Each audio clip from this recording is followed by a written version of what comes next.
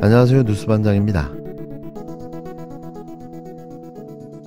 31일 윤석열 대통령과 이재명 더불어민주당 대표와의 차담회, 또 국회 야당 상임위원장의 간담회를 계기로 여야가 협치를 시작하게 될지가 주목되고 있습니다. 저는 그냥 일회성 보여주기 쇼였다는데 500원을 걸고 싶은데요. 말과 행동이 다른 자를 어떻게 신뢰할 수 있을까요?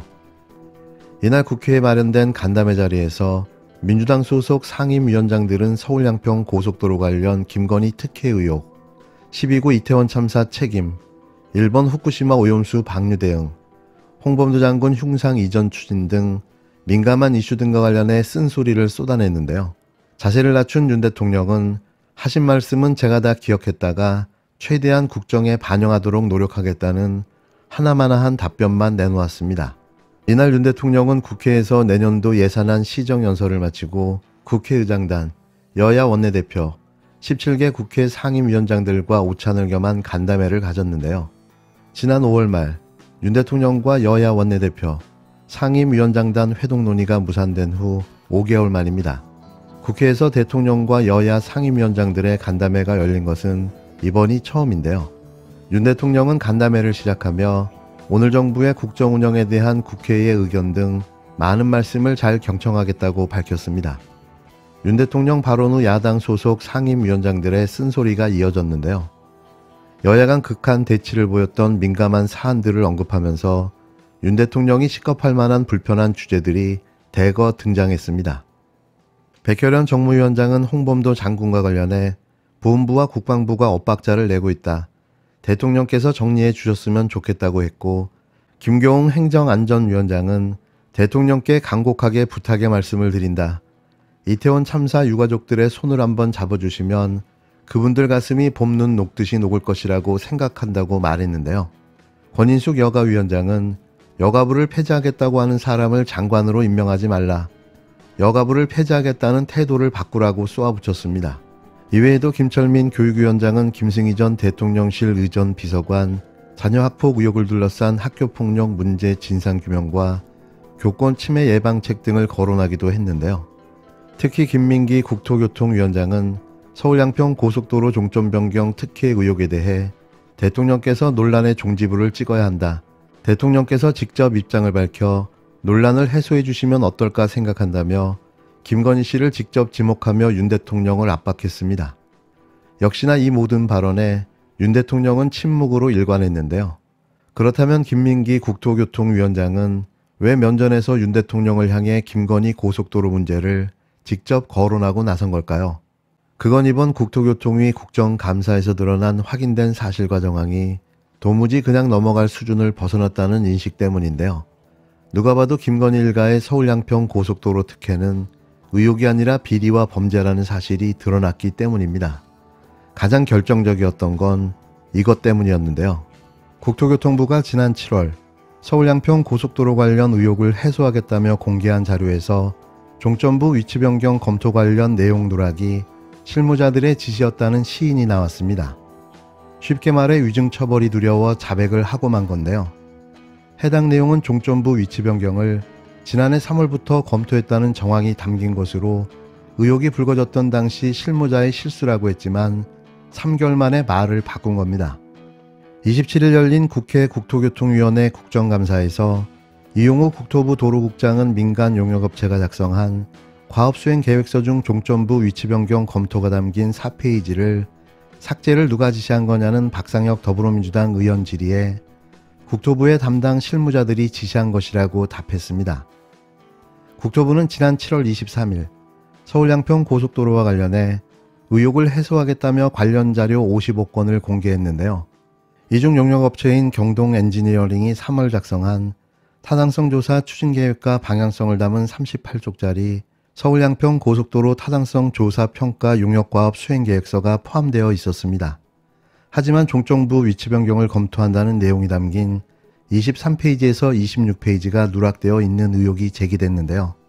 민주당 등은 국토부와 용역업체가 본 타당성 조사에 착수한 지난해 5월 이전부터 종점 변경을 염두에 두고 있었다는 점이 드러날 것을 우려해 관련 페이지를 삭제한 것이 아니냐는 의심을 해왔습니다.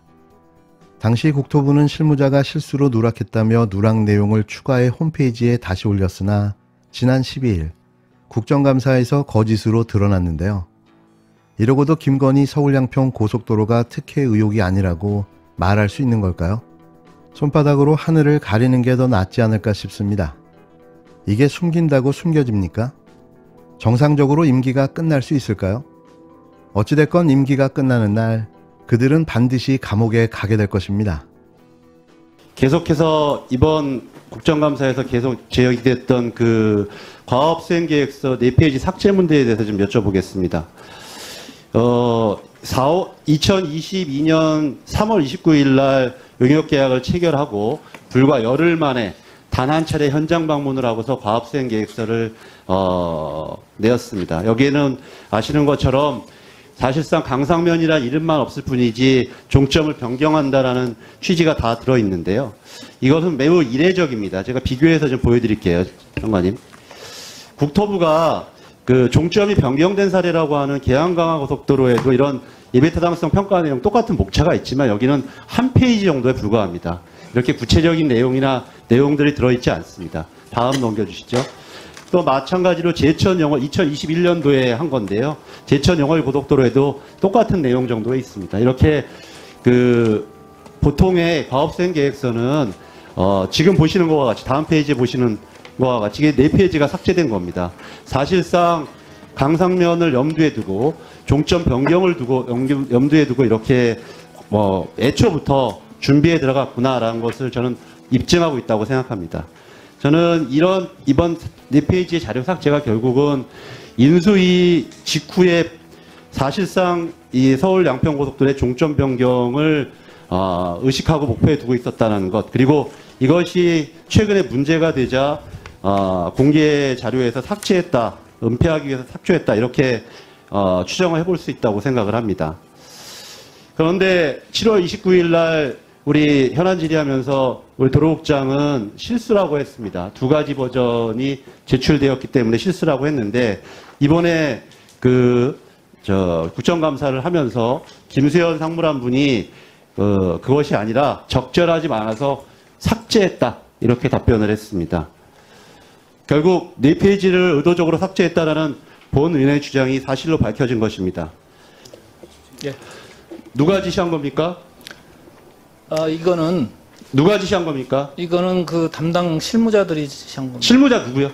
그 당시 실무자 이름을 대십시오. 이거는 이름을 대세요. 이 공무원들이 실제 하는 부분에 있어서 이름을 대세요. 이 부분과 관련돼서 감사원이나 우리 여러 가지 감사를 받거나 수사를 받아야 되기 때문에 이름을 대십시오.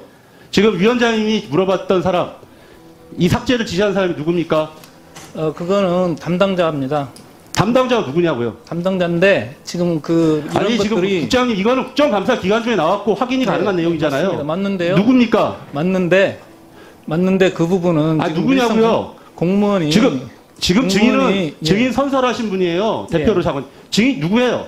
그 공무원이 일선에서 일을 하는 일선에 누구냐고요? 그 부분에 대해서는 제가 지난번에 김수현 의원이 말씀하셔가지고 누구냐고요? 저희가 얘기를 할 때 국장님 누구예요? 제가 얘기를 할 때 첫째 부분은 누굽니까? 누구? 수정을 지시한 그 부분에 대해서는 그거는 5월 말 그때 얘기고요. 아니 누구를 말씀하시는 거예요? 정확하게 제 맞는 말 답을 하세요. 누구예요 실무자? 확인을 해보신 거잖아요. 지금 누군지 알고 있고. 그래서 그 부분에 대해서 답을 하세요. 그 부분이 그러니까 지금 도로국장의 답변 태도는 우리 국정감사의 기본적인 이 정신과 취지를 근본적으로 몰각시키고 방해하는 태도라고 생각합니다. 본인이 지금 현재 수사를 받고 있는 것도 아니고 누구인지 알고 있으면서도 불구하고 전혀 동문서답 형식으로 답변을 하고 있기 때문에 국정감사에서 지금 드러난 삭제, 은폐 의도에 대해서 본인이 알고 있으면서도 답변을 하고 있지 않지 않습니까? 추후에 제가 질의하는 것을 변론으로 하고라도 위원장님께서 다시 정확하게 이 부분과 관련되어서는 책임을 명확히 책임 소재를 명확히 해주시고요. 그리고 한편으로는 조금 전과 같이 저렇게 답변을 안 하겠다라고 뭐 기억이 안 나는 것도 아니고 누군지 알고 있으면서도 끝까지 안 하겠다고 하면 뭐 현재 여기가 수사기관이 아니기 때문에 물리적으로야 불가능하더라도 위원장님께서 다시 엄격하게 좀 지휘를 해주셨으면 좋겠습니다. 알겠습니다.